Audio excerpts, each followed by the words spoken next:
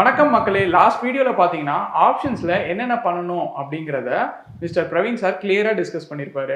இன்னைக்கு நம்ம கூட யார் இருக்காங்க அப்படின்னு பார்த்தீங்கன்னா mister Sureshkumar, associate director of ஜீபு, நம்ம கூட இந்த வீடியோவில் இணைஞ்சிருக்காங்க. இந்த வீடியோவில் எதை பற்றி டிஸ்கஸ் பண்ணுறோம் அப்படின்னு பார்த்தீங்கன்னா லாஸ்ட் வீடியோட கண்டினியூஷன் தாங்க. லாஸ்ட் வீடியோவில் என்ன சொல்லியிருப்பேன், நெக்ஸ்ட் வீடியோவில் ஆப்ஷன்ஸோட டோன்ட்ஸ் பற்றி பேசலாம் அப்படிங்கிறத சொல்லியிருப்பேன். ஹாய் சார், எப்படி சார் இருக்கீங்க? ரொம்ப ரொம்ப நல்லா இருக்கேன் மிஸ்டர் விக்ரம். சொல்லுங்க, எப்படி போயிட்டு இருக்கு மார்க்கெட்லாம்? மார்க்கெட்டு கீழே மேலே மேலே கீழே எல்லாம் நடந்துட்டு இருக்கு. ஓகே சார், நல்லாவே இருக்கு. கொஞ்சம் எதிர்பார்க்காத பல விஷயங்கள்லாம் நடக்குது. கண்டிப்பா வாலட்டைல் இருந்தா தானே சார் பையருக்கும் செல்லருக்கும் அங்க ஒரு வேலையே இருக்கும். கரெக்டான பாயிண்ட். ஆமா சார், இன்னைக்கு வந்து ஆப்ஷன்ஸ்ல என்னென்ன பண்ணக்கூடாதுன்னு சொல்றதுக்கு தான் சார் டிஸ்கஸ் பண்ணலாம்னு வந்திருக்கேன். அதை பத்தி இன்னைக்கு வீடியோல பேசலாமா சார்? கண்டிப்பா. ஓகே சார், இப்போ ஒரு பிகினரா நான் வரேன், அதுவும் ஆப்ஷன்ஸ்குள்ளேயே பிகினரா வரேன், அதாவது நான் இன்வெஸ்ட்மெண்ட்லாம் போலப்பா, எனக்கு ட்ரேடிங் பண்ணி ஏதாச்சும் சம்பாதிக்கணும் அப்படின்னு நான் வரேன். ஆப்ஷன்ஸ்ல வந்த உடனே என்னென்ன பண்ணக்கூடாது சார்? உங்க செக்லிஸ்ட்ல ஒன்று ஒன்றா சொல்ல முடியுமா சார்? ஓகே, பல விஷயங்கள் பண்ணக்கூடாது இருக்கு. பண்ணது தெரிஞ்சுக்கிறத விட பண்ணக்கூடாது தெரிஞ்சுக்கிறதுக்கு நிறைய விஷயங்கள் இருக்கு. முதல் விஷயம், நிறைய கத்துறதுக்கு முன்னால செல்லிங் பக்கம் வராதுங்க. ஆப்ஷன் செல்லிங் இப்போ கொஞ்சம் நிறைய பாப்புலராக இருக்குது. முதல்லலாம் பார்த்தீங்கன்னா ஹெச்என்ஐஸ், அதுக்கப்புறம் வந்து நிறைய பணம் வச்சுருக்கவங்க தான் வந்து ஆப்ஷன் செல்லிங் இருந்துட்டு இருந்தாங்க. இப்போ வந்து ரீட்டெயிலுக்குலாம் வந்து பண்ணுறதுக்கு நிறைய பேர் ஆசைப்படுறாங்க. ரிஸ்க் என்னன்னு தெரிஞ்சுக்கிறதுக்கு முன்னாடி ஆப்ஷன் செல்லிங் பக்கம் வராமல் இருக்கிறது நல்லது. நல்ல ஒரு 6 மாதம் வரைக்கும் நல்லா ப்ராக்டிஸ் பண்ணிவிட்டு ஆப்ஷன் பையிங் ப்ளஸ் ஈக்விட்டி அதெல்லாம் ட்ரேடிங் பண்ணிவிட்டு அதுக்கப்புறம் வந்தால் நல்லாயிருக்கும். அப்போ ஆப்ஷன் பையிங்கில் ரிஸ்க் இல்லைன்னு சொல்கிறீங்களா சார்? ஆப்ஷன் பையிங்கில் கண்டிப்பாக ரிஸ்க் இருக்குது, ஆனால் லிமிடெட் ரிஸ்க் தான் இருக்குது. சப்போஸ் பார்த்தீங்கன்னா நீங்கள் ஒரு ப்ரீமியம் வந்து ஒரு 2000 ரூபாய் ப்ரீமியம் கொடுத்து வாங்குறீங்கன்னாக்கா, அந்த 2000 ரூபாய் வரைக்கும் மட்டும்தான் உங்களோட லாஸ் இருக்குது. சரி, நீங்கள் 20,000 கொடுத்து கூட வாங்குங்களா, அந்த 20,000 வரைக்கும் தான் ரிஸ்க் இருக்குன்றது இருக்குது. இப்போ திடீர்னு ஒரு ஆப்ஷன் நீங்கள் செல் பண்ணிட்டீங்க. இப்போல்லாம் பார்த்தீங்கன்னா போன வாரம் என்ன நடந்தது, ஒரு 700 பாயிண்ட் வரைக்குமே நிஃப்டி மேலே வந்துடுச்சு. ஓகேங்களா, அந்த மாதிரி 700 பாயிண்ட் வந்தது பார்த்தீங்களா. நீங்கள் இது சப்போஸ் இன்கேஸ் நம்ம புட் ஆப்ஷன் வாங்கியிருந்தீங்கன்னா உங்களோட பணம் ஒரு 5,000 10,000க்கு வாங்கியிருந்தோம், உங்களோட பணம் 0 ஆயிருந்திருக்கும். பட் அவ்வளோதான் உங்களோட லாஸ் ஆகிருக்கும். இதையே நீங்கள் யாராவது கால் ஆப்ஷன் விற்று இருந்தாங்கன்னு வச்சுக்கோங்களேன், ஒரு 500 பாயிண்ட் லாஸ் ஆயிருந்தால் எவ்வளோ ஆயிருக்கும் நீங்களே பாருங்கள். நல்ல பெரிய அமௌண்ட்டு லாஸ் ஆயிருக்கும். 25,000 அதுக்கு மேலேயும் போகிறதுக்கு வாய்ப்பு இருக்குது. இன்றைக்கி கூட பார்த்தீங்கன்னா ஒரு 150 பாயிண்ட்டுக்கு மேலே போயிருக்கு. ஸோ லாஸ் கொஞ்சம் இதுவாக இருக்கும். இப்போ நீங்களும் அதே தான் சொல்கிறீங்க, ரிஸ்க்கு ஏற்ற ரிவார்டுன்னு தான் சொல்ல வரீங்க? கண்டிப்பாக. அது ட்ரேடிங்கோட சாராம்சமே பார்த்தீங்கன்னா ரிஸ்க் ரிவார்டை பற்றி தெரிஞ்சுட்டு அதுக்கப்புறம் பண்ணுறது தான். இது வந்து கேம்பிளிங்கில் தான் என்ன ரிஸ்க் ரிவார்டுன்றது தெரியாமல் பண்ணுறது. ட்ரேடிங்ன்றது கிளியராக பிளான் பண்ணி பண்ணணும். ரிஸ்க் என்ன ரிவார்டு என்னன்றது, செல்லிங் பண்ணும்போதும் ரிஸ்க் என்ன ரிவார்டுன்றதை தெரிஞ்சு பண்ணணும்.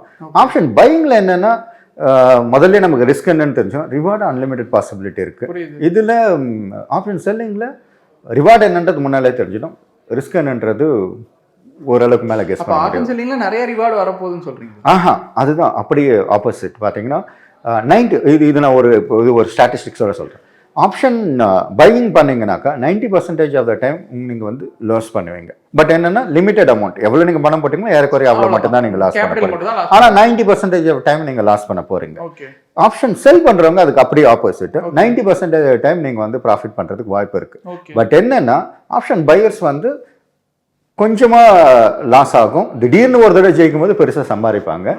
ஆப்ஷன் செல்லர்ஸ் வந்து அதுக்கு அப்படியே ஆப்போசிட். ஒவ்வொரு தடவையும் கொஞ்சம் கொஞ்சமாக சம்பாதிச்சுட்டு ஒரு தடவை பெருசாக வெட்டிடுவாங்க. ஆமாம், அந்த வாய்ப்பு இருக்குது. ஸோ அதனால் இந்த ரிஸ்க்கை தெரிஞ்சு பண்ணலாம். அப்போ ஒரு பிகினராக என்ட்ரி வராங்க ஆப்ஷன்ஸ் ட்ரேடிங்க்கு, ஆப்ஷன்ஸ் பையிங் சூஸ் பண்ணுவீங்களா, ஆப்ஷன் செல்லிங் சூஸ் பண்ணுவீங்களா? ரெண்டுமே டெரிவேட்டிவ் இன்ஸ்ட்ருமெண்ட். ஃபஸ்ட்டு ஈக்விட்டியில் ப்ராக்டிஸ் பண்ணிட்டு வாங்க. அதுக்கப்புறம் ஓகே ஆப்ஷன் தான் நான் பண்ணுவேன் அப்படின்னு முடிவு பண்ணிட்டாங்கன்னா கண்டிப்பாக ஃபஸ்ட்டு பையிங் ப்ராக்டிஸ் பண்ணுங்க, அதுக்கப்புறம் செல்லிங் பக்கம் வாங்க அப்படின்றது. ஏன் ரெண்டாவது விஷயம் என்னன்னு பார்த்தீங்கன்னா, மார்ஜினும் வந்து பையிங் பண்ணுறதுக்கு கம்மியாக தான் தேவைப்படும். எவ்வளோ ப்ரீமியமோ அவ்வளோ தான் தேவைப்படும். ஆனால் செல்லிங்க்கு அப்படி கிடையாது. 1,50,000 ரூபாயிலேருந்து 2 லட்சம் வரைக்கும் தேவைப்படுறதுக்கு வாய்ப்பு இருக்குது. இப்போ ஒரு ட்ரேடர் அகைன் பிகினராக வரும்போது எந்தெந்த டேஸில் ட்ரேட் பண்ணக்கூடாது அப்படின்னு ஏதாச்சும் ஸ்ட்ராட்டஜி இருக்கா? நிறைய பேர் அந்த மாதிரி பண்ணுறாங்க. பார்த்தீங்கன்னா சில பேர்லாம் பார்த்தீங்கன்னா செவ்வாய்க்கிழமை புதன்கிழமை பண்ணுவாங்க. சில பேர் வந்து எக்ஸ்பைரி டேக்கு மட்டும்தான் ட்ரேட் பண்ணுவோம். ஏன்னா அது டீட்டா டேக்கேன்னு ஒன்று இருக்குது. ஐ மீன் தேர்ஸ்டே வேலைக்கிழமை அன்னைக்கு வந்து பண்ணுறவங்க இருக்காங்க. ஸோ ஒவ்வொரு நாளும் இருக்குது. உங்களோட ரிஸ்க்கை பொறுத்து தான் இருக்குது. நீங்கள் வந்து சரி, நீங்கள் ஒரு பிகினர்னா தயவுசெய்து அந்த லாஸ்ட் டேயில் வந்து செல்லராக இருக்காதீங்கன்றது தான். யூ மீன் தேர்ஸ்டே என்னன்னா நீங்கள் ஒரு ஆப்ஷன்ஸ் பையராக இருந்தீங்கன்னா ஓகே, மற்ற நான் எந்த நாளும் ஓரளவுக்கு பரவாயில்ல. நீங்கள் செல்லராக இருந்தீங்கன்னா, நீங்கள் பிகினராக இருக்கும்போது கடைசி எக்ஸ்பைரி சமயத்தில் கொஞ்சம் கேர்ஃபுல்லாக இருங்க. ஏன்னா பெரிய வயலண்ட் மூமெண்ட்லாம் நடக்கிறதுக்கு வாய்ப்புகள் இருக்குது. ரெண்டாவது, நீங்கள் பெரிய வாலட்டைல் டே, அதாவது நியூஸ் எல்லாம் இருக்குன்னு வச்சுக்கோங்களேன் ஒரு நாளுக்கு. இப்போ பார்த்தீங்கன்னா எஃப்ஓஎம்சி மீட்டிங் சொல்லிட்டு ஃபெட் ரிசர்வ் வந்து பாயிண்ட்டை இன்க்ரீஸ் பண்ணாங்க, அதாவது அவங்க இன்ட்ரெஸ்ட் ரேட்டை. அந்த மாதிரி நியூஸ் இருக்குன்னா அந்த சமயத்தில் ரொம்ப கேர்ஃபுல்லாக இருக்கிறது நல்லாயிருக்கும். அந்த மாதிரி டேஸ் அவாய்ட் பண்ணுங்க அப்படின்றது தான் என்னோட சஜஷன். இப்போ டேஸ் வச்சு கிளியரா சொல்லிட்டீங்க சார். அடுத்து நான் டைமிங்க்கு வரலாமா? டைமிங் இந்த டைமிங்ல பண்ணக்கூடாதுன்னு சொல்றீங்களா? ஓகே, அப்படி இருக்கு. ஓகே, பரவாயில்ல. பண்ணக்கூடாதுனாக்கா யூஸ்வலாக பார்த்தீங்கன்னா 9:15 மார்க்கெட் ஓப்பன் ஆகும். ஒரு 9:30 வரைக்கும் மார்க்கெட் என்ன நடக்குதுன்றது யாருக்குமே தெரியாது. ரொம்ப ஏற்ற இறக்கங்கள் நிறைய தெரியாது சார். ஓரளவுக்கு மேலே கெஸ் பண்ண முடியாது. ஏன்னா என்ன வேணா நடக்கும். அந்த கொஞ்சம் சமயத்தில் பார்த்தீங்கன்னா மார்க்கெட் ஏறும் இறங்கும், இறங்கிட்டு ஏறும். அதே இடத்துல ஒன்றுமே சொல்ல முடியாது. கேப் அப், அதை பார்த்தீங்கன்னா திடீர்னு 200 பாயிண்ட் கீழே ஓப்பனாக இருக்கும், அதுக்கப்புறம் 100 பாயிண்ட் ரிகவர் ஆகிருக்கும், மறுபடியும் விழுந்திருக்கும். ஒரு ஸ்டெபிலிட்டி எப்படின்னா ஒரு 9:30 9:35 அப்புறம் தான் வர ஆரம்பிக்கும். ஸோ நீங்கள் ஒரு நார்மல் ட்ரேடர், ஒரு பிகினராக இருக்கீங்கன்னா, ஆப்ஷன் ட்ரேடராக இருந்தாலும் அந்த கொஞ்சம் ஸ்டார்டிங் இதுவோ நீங்கள் அவாய்ட் பண்ண பாருங்கள். ஏற்கனவே பொசிஷன் இருந்தால் நீங்கள் அதை கட் பண்ணலாம், இல்லை ஆட் பண்ணலாம்.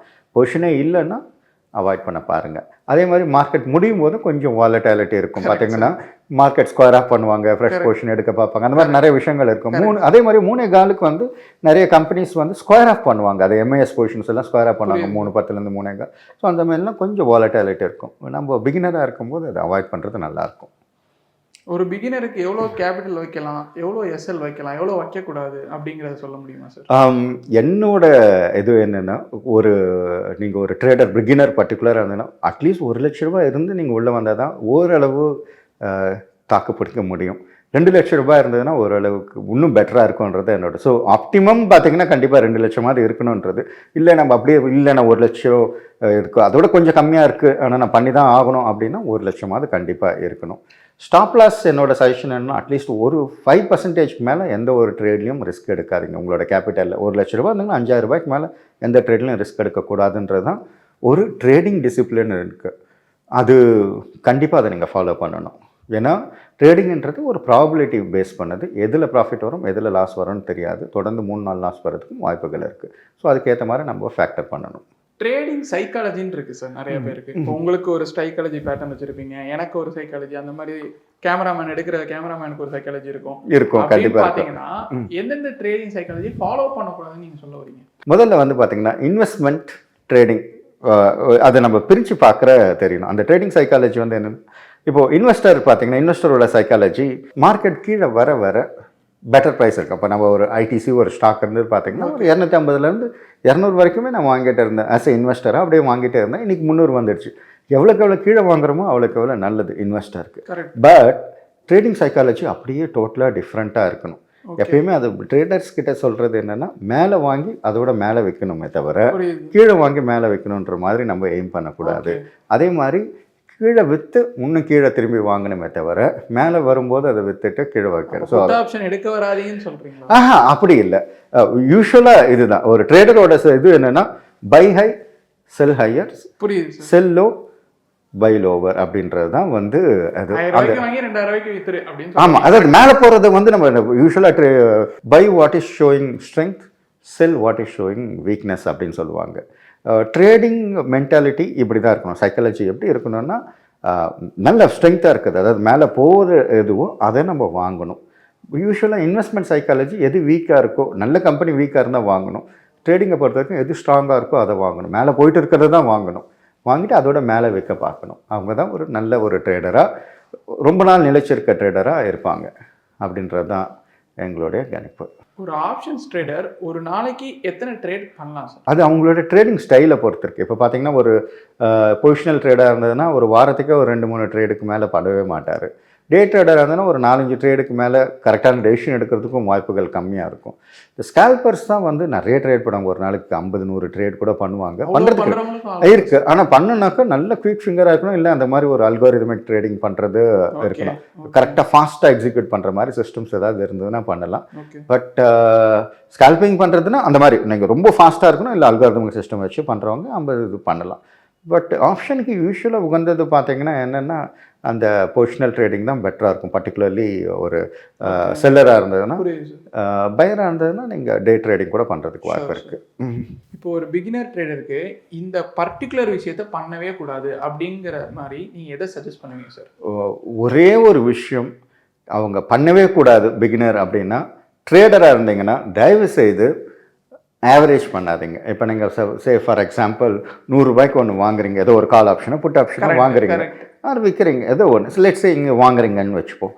₹100 நீங்கள் வாங்குறீங்க, நீங்கள் வாங்கினது கொஞ்சம் அப்படியே வந்து ₹80 வந்திருக்கு, ஓஹோ 20 பாயிண்ட் லாஸ் ஆகிருக்கு அப்படின்னு சொல்லிட்டு என்ன பண்ணுங்க, இந்த இடத்துல ஒன்று வாங்கினா திரும்பி 100க்கு வரும்போது விற்றுடலாமே, ஆவரேஜ் ப்ரைஸ் 90 ஆகிடுமே, 91க்கு விற்றுடலாமே அப்படின்னு நினச்சிட்டு வாங்கிட்டே இருப்போம். ஒரு 2-3 தடவை நல்லா சக்ஸஸ்ஃபுல்லாகவே நம்ம நினைக்கிறது நடந்துடும்.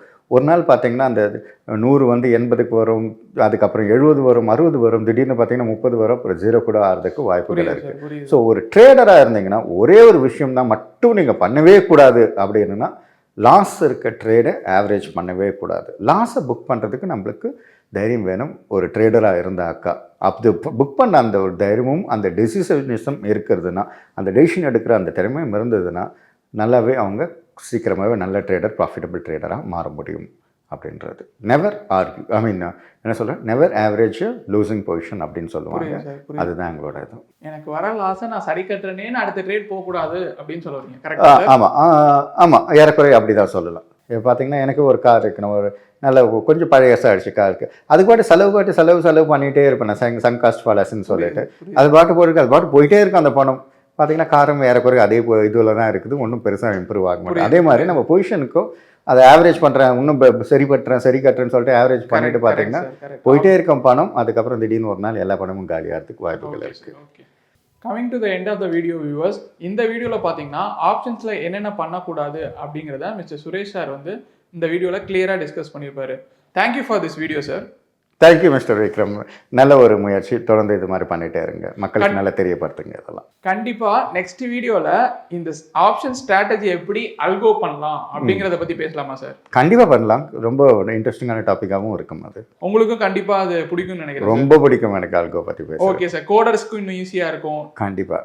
இது ஏன் சொல்ல வரேன் அப்படின்னா, ஒரு ஒர்க்கராக இருந்துட்டு நான் ஒரு மிஷினை நம்பி என்னோட ஸ்ட்ராட்டஜி செய்ய வச்சிடலாம் அப்படிங்கிற மாதிரி இருக்குமா சார்?